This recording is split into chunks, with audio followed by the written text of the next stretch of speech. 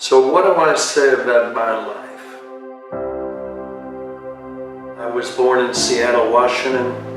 I remember growing up after World War II, and that world is very different than the world we live in today. Came to Cal in 1961. I wanted to play football and go to the Olympics. For me, it was all about how fast I was and how strong and athletic. That was my whole world. That was my whole identity. My sophomore year, I got injured, went into a major identity crisis because I could no longer compete since speed was really the main thing that I had. And when the civil rights movement emerged there in the 60s, and I was in the middle of the revolution, eventually became a Marxist. The formation of the New Left, marching, recruiting for the Freedom Riders in 1964 in Sprawl Hall Sit-In. Intellectually awakened during that time, dove into political theory, macroeconomics. I got through school, barely. We felt like we were traitors in some ways to be a part of the institution. Tune in, turn on, and drop out was very real to me. Disillusioned with Western philosophy, went into Eastern religion, ended up in Zen Buddhism. I wasn't interested in Christianity at all. I thought Christians were nowhere. But Jesus made me. And then in December 1967, I had an encounter with Jesus Christ. I was not looking for him, but he ran me down, and that changed everything. When you look into his eyes, and I really had the unbelievable privilege of doing that, you see why he compelled and what was compelling about him to change the world. So then the adventure really began, and I was asked to do a Bible study and discovered, you know what, I really like teaching. I had no idea that I would do that. That little Bible study grew into a church, and that grew into a network of churches.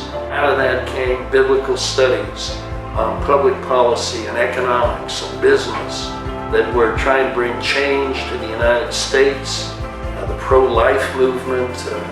Got involved in Washington, D.C., got involved in building coalitions there, got involved in bringing city transformation through what we called city action councils.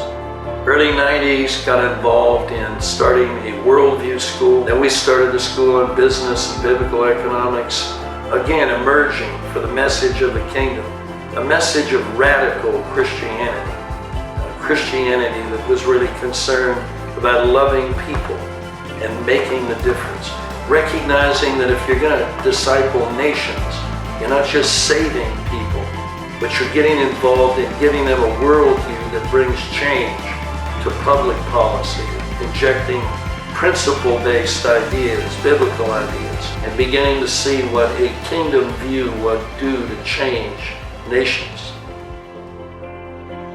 And now, many years later, I'm 3.5 million miles from running around the world, preaching the gospel, trying to find men and women that saw the kingdom of God, trying to find men and women that want to change, but we're not interested in just going to heaven, but really cared about how do we change this world? How do we manifest the kingdom of God in our lives? As I've watched a generation totally change this culture, I've watched a flat world emerge through technology.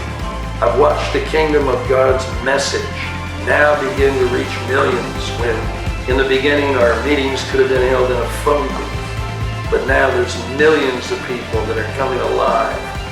And the thing that I want to say to everybody more than anything else, it's about Jesus Christ, to bring transformation to a very screwed up world that desperately needs Jesus and desperately needs committed, mobilized Christians.